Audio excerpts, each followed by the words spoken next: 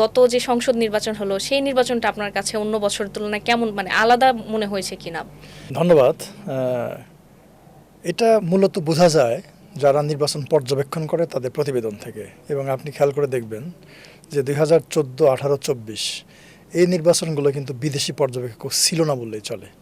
Election commission কিছু লোককে দাওয়াত করে নিয়েছিল, কিন্তু যারা প্রফেশনাল অবজারভার, যারা পেশাদার পর্যবেক্ষক, তাদের কেউ নিজের ইচ্ছায় ইলেকশন পর্যবেক্ষণ করতে আসে নাই। কিন্তু এবার কিন্তু মোটামুটি একটা ভালো সংখ্যক বিদেশি পর্যবেক্ষক এসেছিল, যেমন ধরেন ইউরোপিয়ান ইউনিয়ন কিংবা অ্যানফেল।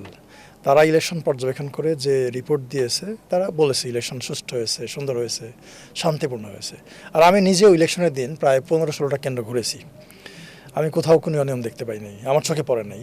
তারপরে যে যে শান্তিপূর্ণ অবস্থানটা দেখতে পেয়েছি, এটা আমার কাছে মনে হয়েছে যে বাংলাদেশ ইতিহাসে যত নির্বাচন হয়েছে তার মধ্যে অন্যতম সেরা। আমি যদি ওই হিসাবে বলি যে শান্তিপূর্ণ এই ক্রাইটেরিয়া ধরে, তাহলে অন্যতম সেরা শান্তিপূর্ণ নির্বাচন।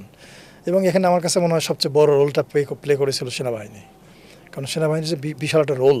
এবং আপনি আরও জানেন, যেটা আপনি বললেন, যে আমরা এই সংস্কার কমিশন থেকে একটা সুপারিশ করেছিলাম যে সেনাবাহিনীকে আবার নিয়ে আসতে হবে আইন শৃঙ্খলা বাহিনীর সংজ্ঞায়, যাতে করে তারা মাঠে থাকতে পারে, এবং তাদেরকে ম্যাজিস্ট্রেসি পাওয়ার দিতে হবে। কারণ শুধু শুধু মাঠে থেকে তো লাভ নেই। একটা বাহিনী মাঠে থাকলেও তাদের কোনো ক্ষমতা নাই, তারা কোনো কাজ করতে পারবে না, তাহলে তো ইউজলেস। এই জন্যে তারা যে মাঠে ছিল, তারা পূর্ণ শক্তি নিয়েছিল, পূর্ণ ক্ষমতা নিয়েছিল। এটা একটা বড় পরিবর্তন এনেছে, মানুষের মধ্যে আস্থা অর্জন করতে পেরেছে। এবং আপনি খেয়াল করে দেখবেন যে গত নির্বাচনের সময় একদিন দুদিন আগেও অনেকে বলতেছিল ইলেকশন হবে না। আমাকে অনেক গণমাধ্যম জিজ্ঞেস করতেছিল যে ইলেকশন হবে না। আমি উল্টা তাদেরকে প্রশ্ন করলাম, কেন ইলেকশন হবে না, না হওয়ার মতো কী কারণ আছে?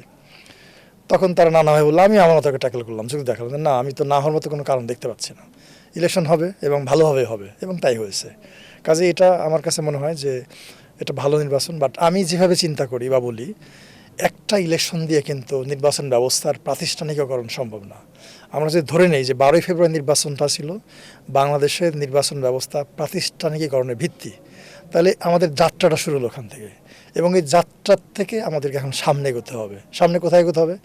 সামনে যে আপনি যারা বললেন আপনার শুরুতে, স্থানীয় সরকার নির্বাচন, এই প্রত্যেকটা নির্বাচন ভালো করতে হবে।